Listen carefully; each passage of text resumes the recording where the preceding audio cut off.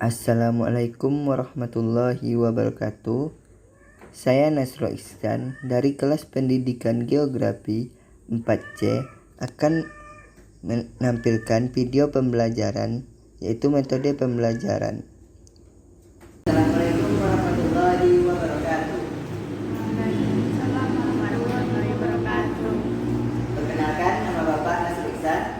Bapak masuk hari ini menggantikan Ibu Nur Asmanidar karena Ibu itu berhalangan karena melahirkan. Jadi Bapak mau tanya-tanya sama anak murid terlebih dahulu, materi sampai di mana? Lingkungan hidup, Pak. Di sini apakah ada yang telah mengetahui apa itu lingkungan hidup? Baiklah, anak-anak di sini apakah ada yang telah mengetahui apa itu lingkungan hidup? Tidak, Pak. Baiklah, Bapak akan menjelaskan apa itu pengertian dari lingkungan hidup. Lingkungan hidup adalah suatu keruangan yang didiami oleh manusia dan hewan pada suatu tempat. Banyak pengertian dicurahkan untuk memperhatikan lingkungan alami air terjun adalah sesuatu yang ada di sekitar manusia dan berhubungan dengan timbal balik. Lingkungan hidup adalah sistem yang merupakan kesatuan ruang antara makhluk hidup dan komponen abiotik lainnya. Yang dimaksud dengan abiotik itu adalah makhluk yang mendiami tempat tersebut. Alamiah setidaknya membentuk sistem ekologi atau ekosistem. Ekosistem adalah proses alamiah dan setidaknya membentuk ekosistem. Ekosistem adalah tempat yang ditinggali seperti oleh manusia, hewan, dan tumbuhan. Mereka mempunyai tempat-tempat yang bisa diamnya, seperti contohnya kurma yang hanya bisa tumbuh di daerah pasir, kelapa sawit yang hanya bisa tumbuh di daerah rawa, serta tumbuhan lain yang sejenisnya yang hanya bisa tumbuh di satu tempat habitat. Komponen abiotik. Karena dari komponen-komponen tadi terbagi atas beberapa komponen, yaitu komponen abiotik, makhluk hidup yang mendiami meliputi hewan, tumbuhan, dan manusia. Komponen abiotik adalah benda tidak hidup antara lain tanah, batu, dan air. Semua komponen yang ada di dalam lingkungan hidup merupakan suatu kesatuan tidak dapat dipisahkan dan membentuk sistem kehidupan yang disebut dengan ekosistem. Ekosistem yang merupakan bagian utama dari lingkungan hidup adalah lingkungan yang sangat dinamis karena banyaknya komponen terlibat di dalamnya. Jika salah satu komponen tersebut berubah, maka sistem aplikasi dari organisme yang ada untuk menjaga keseimbangan mengalami perubahan. Contoh yang merupakan bagian utama dari lingkungan hidup adalah lingkungan yang sangat dinamis karena banyaknya komponen yang terlibat di dalamnya. Jika salah satu komponen tersebut berubah, maka sistem aplikasi dari organisme yang ada menjaga keseimbangan akan mengalami perubahan. Karena ekosistem merupakan pusat segala aktivitas yang menyediakan sumber makanan dan kebutuhan lainnya makhluk hidup, maka keseimbangan komponen di dalamnya harus dijaga dengan baik. Oke, baiklah. Kamu namanya siapa? Janatin. Bagaimana cara menjaga ekosistem yang baik? Oh, baik. Kamu? Jadi bagaimana cara menjaga ekosistem? Tidak menebang pohon sembarangan. Bagus. Keseimbangan lingkungan terbagi secara dua, yaitu secara alami dan secara non-alami. Secara alami dapat berlangsung karena beberapa hal, yaitu satu, komponen-komponen yang terlibat dalam aksi reaksi dan berperan sesuai dengan kondisi keseimbangan, penggunaan energi atau arus energi, dan siklus biokimia dapat berlangsung. Keseimbangan lingkungan hidup dapat terpengaruh jika terjadi perubahan berupa pengaruh fungsi dan komponen, hingga sebagai komponen dapat menyebabkan putusnya mata rantai dalam suatu ekosistem. Kondisi keseimbangan tersebut kemungkinan dapat berubah dengan campur tangan manusia dengan segala aktivitas penerbangan terkandung meliputi batas. Suatu kesatuan ruang dengan semua benda, daya, keadaan, dan makhluk hidup termasuk manusia dan pengikutnya yang mempengaruhi kelangsungan kehidupan dan kesejahteraan manusia serta makhluk hidup lainnya. Sedangkan ruang hidup. Dalam lingkungan hidup Indonesia meliputi ruang tempat negara kesatuan Republik Indonesia yang berwawasan di Nusantara Tenggara, melaksanakan kedaulatan dan hal-hal berdaulat yang yuridiksi. Dalam lingkungan hidup terdapat ekosistem, yaitu tatanan unsur lingkungan hidup yang merupakan kesatuan utuh menyatu saling mempengaruhi dalam membentuk keseimbangan stabilitas dan produktivitas hidup. Merujuk pada definisi lingkungan hidup Indonesia tidak lain merupakan wawasan Nusantara yang memiliki posisi saling antara dua benua dan dua samudra dengan iklim tropis dan cuaca serta musim yang tidak tinggi, memberikan kondisi alamiah dan kedudukan dengan presentasi strategis yang tidak ada nilainya. Tempat bangsa Indonesia menyerahkan kehidupan bernegara dan segalanya. Baiklah anak-anak, coba Anda katakan apa itu letak strategis. Letak strategis adalah letak suatu wilayah yang berada pada posisi yang menguntungkan. Contohnya Indonesia yang berada pada antara benua Asia dan benua Australia. Saya ingin menambahnya, Pak. Seperti letak Indonesia di antara Samudra Pasifik dan Samudra Hindia. Jawaban kalian itu sangat tepat. Indonesia memang dilewati oleh garis bintang, itu dilewati oleh dua samudra dan dua benua, yaitu Samudra Pasifik dan Samudra Hindia, serta benua Asia dan benua Australia. Serta Indonesia dilewati oleh garis khatulistiwa, yang mana garis khatulistiwa tersebut adalah garis peredaran matahari mengelilingi bumi. Oke, baik. Kita lanjut ke materi selanjutnya. Secara hukum, maka wawasan dalam menyelenggarakan pengadilan hukum pengelolaan lingkungan hidup di Indonesia adalah wawasan Nusantara. Lingkungan hidup alami. Lingkungan hidup alami merupakan lingkungan buatan alam yang terdiri atas berbagai sumber alam dan ekosistem dengan komponen-komponennya, baik itu fisik, biologis, maupun berbagai proses alamiah yang merupakan kemampuan dan fungsi ekosistem dalam mendukung kehidupan. Lingkungan hidup alami bersifat dinamis karena memiliki tingkat heterologis atau organisme yang sangat tinggi. Segala proses yang terjadi di dalam lingkungan alami terjadi dengan sendirinya. Dalam hendaknya tahap seimbang. Contoh lingkungan hidup alami adalah hutan primer yang segala kehidupan dan isinya dalam belum terkena campuran tangan manusia. Contohnya di negara Amerika, yaitu hutan hujan Amazon. Yaitu lingkungan yang terjadi dari gaya kosmik dan fisikografis seperti tanah, udara, air, dan reaksi gaya tarik, ombak, dan sebagainya. Lingkungan biologis yaitu segala sesuatu yang bersifat biotis juga di sini. Lingkungan kental dan proses-proses biologis seperti produksi, pertumbuhan, dan sebagainya.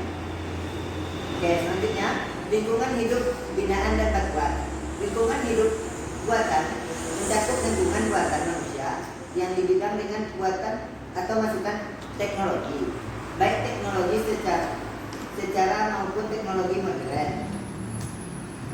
Lingkungan hidup alami diubah sehingga dapat dimanfaatkan karena kehidupan manusia yang cenderung selalu bertambah. Sosial, apakah di sini ada yang telah mengetahui apa itu lingkungan hidup sosial? Saya, Pak. Kepada Jenatin persilakan. Lingkungan hidup sosial. Lingkungan hidup sosial terbentuk karena adanya interaksi sosial dalam masyarakat. Di dalam lingkungan hidup sosial ini terjadi interaksi yang berbagai proses lainnya, baik antar individu dengan masyarakat, individu dengan budaya maupun kelompok masyarakat. Lingkungan hidup sosial ini dapat membentuk lingkungan hidup binaan tertentu yang berciri perlakuan manusia sebagai makhluk sosial. Di atas 3 bagian diantaranya adalah lingkungan sosial atau kebudayaan material seperti peralatan, senjata, mesin, gedung, dan lain-lainnya. 2. Lingkungan biososial atau manusia dan interaksi lainnya terhadap semua dan tumbuhan serta hewan domestik dan semua bahan yang digunakan manusia berasal dari sumber organik. Dan yang ketiga adalah lingkungan psikososial, yaitu terlihat batin manusia. Terdiri dari komponen penyusunan antara lain unsur fisik, abiotik, unsur hayati, biotik, dan unsur manusia budaya. Unsur fisik ini terdiri dari air, udara, tanah, dan unsur senyawa kimia sebagainya. Unsur ini berfungsi sebagai media berlangsung kehidupan. Air merupakan unsur lingkungan hidup yang penting bagi kehidupan manusia. Air diperlukan bumi terbesar dalam bentuk air laut. Air permukaan di bumi ini kontrologi persentasi total. Air asin sebanyak 97%, air tawar di atmosfer hanya sekitar 0,035%, air permukaan hanya 1%, serta air tanah sebanyak 23,97%, serta salju sebanyak 75%. Selanjutnya udara. Udara merupakan suatu kehidupan makhluk hidup yang penting. Makhluk hidup merupakan udara untuk metabolisme tubuh. Hewan dan tumbuhan memerlukan oksigen, menghasilkan energi. Tumbuhan merupakan korban dioksida dalam proses fotosintesis. Lapisan udara juga sangat berguna bagi manusia lainnya sebagai media komunikasi serta langsung maupun melalui alat telekomunikasi seperti telepon, televisi, radar. Selanjutnya tanah merupakan bagian penting dari kehidupan. Dengan adanya tanah, tumbuhan berbagai prosedur dapat tumbuh dengan baik. Manusia dan hewan dapat hidup di atas tanah. Lapisan tanah paling atas merupakan tanah yang subur karena banyak mengandung bahan organik sehingga warna tanah lebih gelap. Selanjutnya unsur hayati. Komponen ini terdiri atas semua makhluk hidup, ditinggalkan paling rendah sampai paling tinggi, dari makhluk hidup yang paling kecil sampai yang paling besar. Unsur tersebut juga saling berhubungan, yang berada sampai yang paling kompleks. Unsur hayati terdiri atas tumbuhan dan jasad teknik. Selanjutnya unsur budaya. Manusia mempunyai peran penting dalam keberlangsungan hidup di permukaan bumi. Manusia adalah makhluk hidup yang mempunyai kemampuan mengelola dan mengolah lingkungan hidup. Secara umum, perkembangan manusia diawali dengan kenyataan bahwa manusia sangat tergantung pada alam. Kemudian, manusia mempengaruhi alam. Akan tetapi manusia dan alam seharusnya saling mempengaruhi. Manusia dengan kemampuan yang dimilikinya berupaya untuk memenuhi kebutuhan dan memudahkan hidup. Faktor-faktor yang mempengaruhi lingkungan hidup. Faktor-faktor yang mempengaruhi lingkungan hidup yang berkaitan dengan tingkatan kemampuan dan daya dukung lingkungan, yaitu terdiri dari faktor sebagai berikut. 1. Faktor geografis. Faktor geografis yaitu seperti iklim merupakan faktor yang mempengaruhi aktivitas dalam lingkungannya. Iklim yang ekstrim dapat menjadikan pembatas bagi aktivitas manusia. 2. Perubahan cuaca. Perubahan cuaca merupakan faktor pembatas bagi manusia. Ketika suhu ekstrim, sedangkan suhu yang beragam dapat menjadi faktor yang membuat manusia lebih kreatif dan inovatif dalam mengatasi perubahan tersebut. Ketiga, kesuburan tanah merupakan faktor yang mempengaruhi bagi daerah agraris. Karena dengan tanah yang subur sebagai daya dukung lingkungan tersebut nilainya jauh lebih tinggi daripada daerah yang kurang subur. Baik.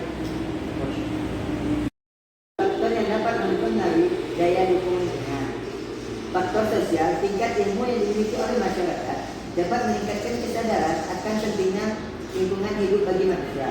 Tingkat pengetahuan dimiliki oleh masyarakat dapat meningkatkan nilai daya dukung lingkungan. Tingkat teknologi yang dimiliki oleh masyarakat dapat meningkatkan dan menurunkan nilai budaya dukung lingkungan. Perilaku manusia dapat meningkatkan nilai budaya dukung dan lingkungan. Masyarakat dunia menyadari bahwa masalah lingkungan merupakan masalah bersama dan harus diselesaikan secara bersama pula. Konferensi tentang lingkungan hidup manusia diadakan untuk pertama kalinya oleh Perserikatan Bangsa-Bangsa atau PBB Tier 1 on Earth. Konferensi ini merupakan dikenal sebagai konferensi Stockholm dan tinggal permukaan kompetensi 5 Juni dipatuhi sebagai Hari Lingkungan Hidup Sedunia. Pada konvergensi ini juga disetujui untuk membentuk badan khusus PBB yang bertugas mengawas permasalahan lingkungan hidup, yaitu United Nations Evaluation Program atau UNEP yang bermarkas di Nairobi, Tokyo, Jepang.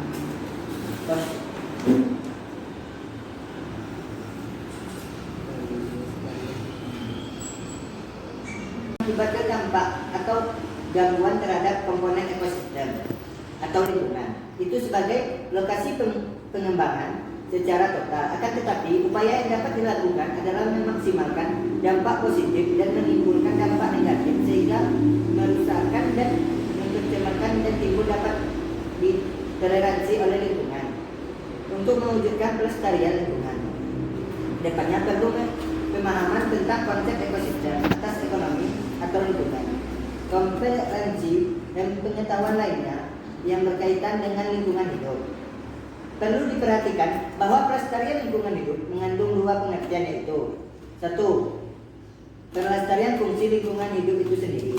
Suatu lingkungan hidup dapat berubah karena adanya pembangunan terhadap fungsi lingkungan itu terhadap pertahanan. Misalnya, pada suatu areal yang dihuni pepohonan akan dibangun kawasan industri sehingga pepohonan tersebut harus ditebang. Dalam hal ini, perencanaan harus menyediakan mengganti fungsi pohon tersebut, yaitu dengan diganti os areal tersebut dan pohon tanaman penghijauan setelah proyek berjalan. Selanjutnya, pelestarian lingkungan itu sendiri keberadaban hutan lindung, taman nasional, dan cagar alam yang harus tetap diperhatikan merupakan contoh. Konteksnya artinya kegiatan pembangunan tidak boleh dilakukan di lingkungan itu karena fungsi tidak mungkin dilaksanakan dengan adanya kegiatan pengetahuan. Permasalahan lingkungan hidup. Masalah lingkungan terjadi sebagai akibat timbulnya salah satu dari kondisi seperti meliputi kemampuan suatu komponen, adanya keseimbangan di antara komponen, terganggunya fungsi komponen, atau sama sekali tidak mampu berfungsi sebaliknya. Masalah lingkungan hidup pada umumnya berdasarkan oleh pariwisata alam. Pertumbuhan penduduk yang pesat memanfaatkan sumber daya alam secara berlebihan. Contoh, industri dan transportasi. Selanjutnya, peristiwa alam atau kejadian yang terjadi secara alamiah seperti gempa bumi, longsor, kebakaran hutan oleh petir, banjir, letusan gunung berapi, dan lainnya telah banyak menimbulkan masalah lingkungan hidup. Gempa yang terjadi di daratan yang menyebabkan tanah retak, bentang alam longsor, kerugian harta benda, kematian manusia dan hewan, dan lain sebagainya. Sedangkan gempa di lautan menyebabkan terjadinya tsunami. Keberadaan hutan mengakibatkan pencemaran udara oleh asap, punahnya sumber daya genetik, plasma lutha, terjadinya kehidupan serta air yang kematian bagi yang mempengaruhinya lambat. Dampak letusan gunung berapi sangat luas dan dapat mengubah ekosistem wilayah berdasarkan. Letusan gunung berapi yang dampaknya sangat luas adalah Gunung Krakatau setelah Sunda pada tahun 1983. Dari kegiatan industri, masalah pencemaran timbul selama suatu zat atau energi dengan tingkat konsentrasi sedimen rupanya hingga dapat mengubah kondisi lingkungan, baik langsung atau tidak langsung, dan pada akhirnya lingkungan tidak lagi berfungsi sebagai mestinya. Timbulnya pencemaran berkait erat dengan berbagai aktivitas manusia, antara lain kegiatan industri dalam bentuk limbah, zat-zat buangan berbahaya seperti logam-logam berat, zat radioaktif, air buangan panas, kepulan asap, kebisingan, dan lain-lainnya. Kegiatan pertambangan berupa terjadi kerusakan interaksi, kebocoran, pencemaran, buangan pembangunan, pencemaran udara, dan rusaknya lahan-lahan bekas pertambangan. Kegiatan transportasi berupa kepulan asap, kebisingan kendaraan bermotor, dan tumpukan bahan bakar. Kegiatan pertanian terutama akibat residu pemakaian zat-zat kimia seperti pestisida, insektisida, sida dan atau fungsi sida atau hama. Demikian pula pemakaian pupuk organik. Setelah pelajaran kita pada pagi hari ini, apakah ada yang ingin bertanya sebelum Bapak tutup Tidak, Pak. pelajaran kita pada hari ini? Tidak, Pak. Tunggu dulu, tidak Pak. Wek, kalau nampak kalian. Ya, Pak, awak ini bertanya. Apa itu ekologi? Ekologi adalah suatu cabang pengetahuan yang mempelajari tentang integrasi makhluk hidup atau kelompok makhluk hidup dengan lingkungannya dan kaitan lainnya. Ekologi tersebut merupakan cabang dari biologi dan merupakan bagian dari dasar unsur biologi seperti ruang biologi, meliputi populasi, komunitas, ekosistem, hingga biosfer. Studi geologi dikelompokkan ke dalam atomologi dan sinkrologi.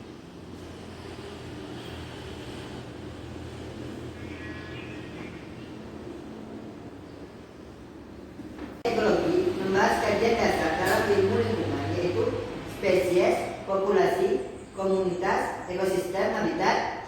Kajian tentang keseimbangan ekologi terhadap dalam kebijakan pelaksanaan lingkungan dan peran lingkungan sebagai sumber kehidupan masyarakat.